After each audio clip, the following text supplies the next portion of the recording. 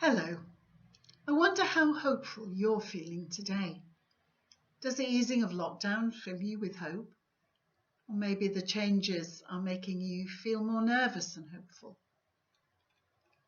I've been having a number of conversations recently about people's hopes for the future, about what a post-lockdown world might look like. Several people have spoken about their hope that the world after lockdown will be a kinder and better place. And people have told me how lockdown has taught them to appreciate the things that really matter in life and has changed their priorities. And they're hoping that they and other people will remember those changed priorities, that sense of what truly matters when life gets back to something more like normal. Perhaps you share those hopes too. I certainly do. And it's essential for us to have hope in our lives, isn't it? It's a key to our well-being. Part of my life as a Church of England minister is to pray the service of morning prayer every day. And at the end of that service, there's the most beautiful song of hope. And it's particularly on my mind today because I'm recording this on the feast of the birth of John the Baptist. And this song was first sung by John the Baptist's father, Zechariah, when he held his newborn son in his arms and gave him his name. John was born to Elizabeth and Zechariah in their old age when they'd long ago given up any hope of the child that they'd always longed for. You can read the story in Luke chapter 1.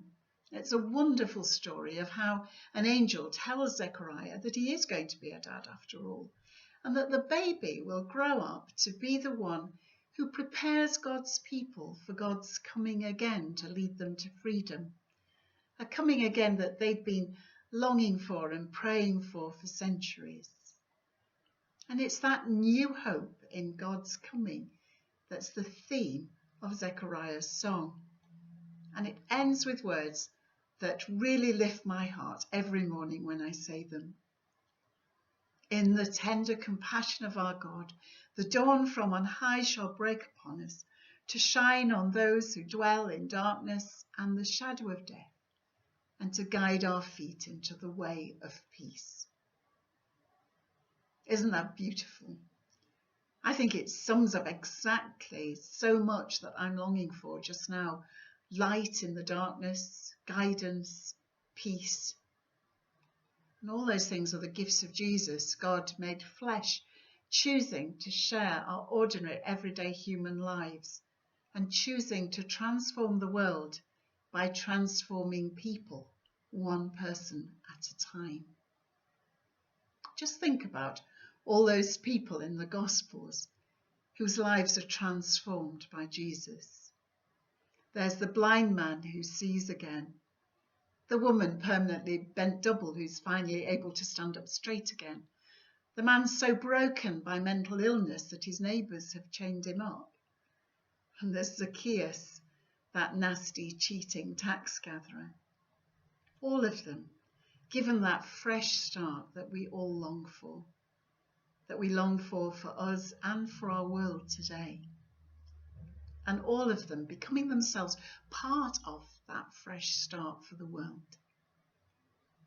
Why not listen again to those words that sum up the hope that we have in Jesus and make them your own today?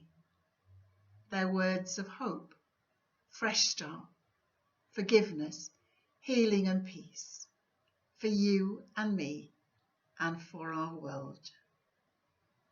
In the tender compassion of our God, the dawn from on high shall break upon us, to shine on those who dwell in darkness and the shadow of death, and to guide our feet into the way of peace. Thank you, Jesus, for all the hope that you offer me today. Help me to be part of the new beginning that you're offering to your world. Amen.